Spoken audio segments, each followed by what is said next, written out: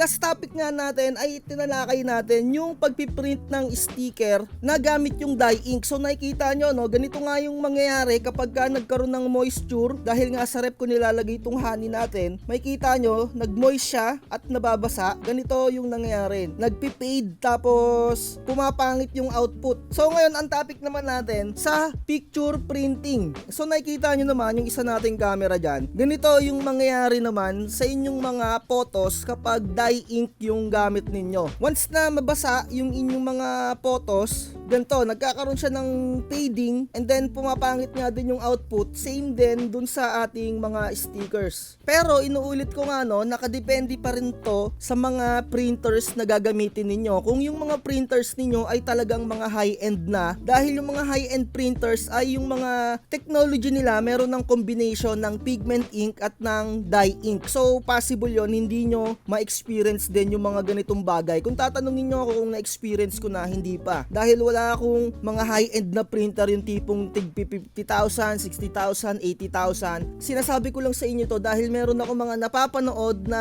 nagbablog na tungkol sa mga printing gamit yung kanilang mga high-end printers. So nakikita ko sa kanila ang talagang ang ganda ng mga output, even na kahit itinapat nila sa araw ng napakatagal ay hindi nagpi-fade. So meron naman tayo ditong isang rep magnet. Ganito yung mangyayari naman sa inyong mga rep magnet kung ang gamit nyo ay mga dye ink. So mapapansin nyo, medyo nag-fade na talaga siya. Ito hindi siya naaarawan, hindi siya nababasa, hindi siya yung tipong nagkaroon ng moisture. Meron siyang phototop na glossy, pero dye ink lang yung gamit dito at meron na siyang konting fading dahil nung bagong-bago pa to, 4 years ago, hindi to ganito, parang ka-fade. Ayan o, medyo halata mo na talaga yung fading niya. Ganyan ang mangyayari. Pero eto yung sa pigment ink naman. Eto 2 years na siya sa akin. Pero kung ano yung pinaka print out ko nung 2 years ago, ganun pa rin siya kaganda. Eto yung kinagandahan ng paggamit ng pigment ink. Although meron nga lang siyang mga cons, kagaya ng kapag ka hindi mo na-achieve yung tamang color correction, hindi mo ma-achieve yung pinakamaganda niyang output. Unlike sa paggamit nga ng dye ink, wala ka nang gagawin pang kahit anong color correction. Sa pigment ink nga lang, kailangan mong aralin yung color correction. Eto, 2 years ago na to sa akin. Etong Mother's Day rep magnet na to, 2 years na tong nakadikit sa aming rep. At eto ay 4 years na, dye ink siya. Ganyan yung mangyayari. Pero kagaya nga nung sinabi ko sa inyo, kung yung mga printer ninyo ay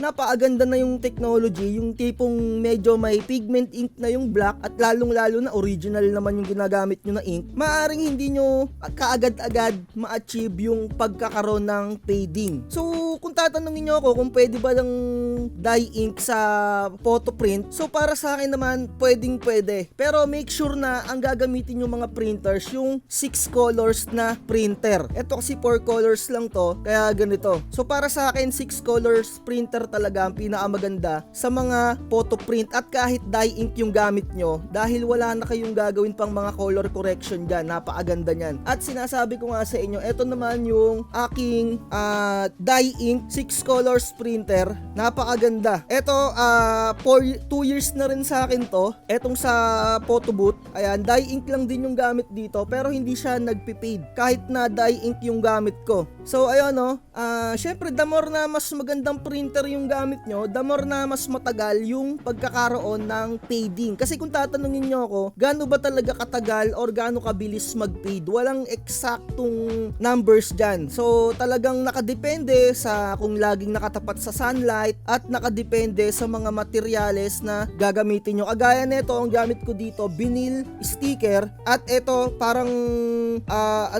photo sticker lang yung gamit dito. Ayan, makikita nyo, napaka na yung papel niya. Umaangat na yung papel niya kung nakikita nyo sa isa nating camera. Pero meron siyang phototop na glossy, 'di ba? Nakadepende talaga lahat. So sana natutunan nyo at nagkaroon kayo ng mga idea sa mga paggamit ng dye ink, pigment ink at sa mga materyales na mga gagamitin. Ito hindi siya naaarawan, kaso nga lang nagkakaroon ng moisture. Syempre kapag maulan, nagkakaroon ng moisture, lumalamig. Ganyan yung nangyayari sa dye ink. Pero ito may phototop siya. Yun nga lang, nagkakaroon talaga siya ng fading time to time. time. 4 years na sa akin to. Ayan. Ito namang pigment ink, vinyl sticker, pigment ink, at meron din siyang photo top na glitter.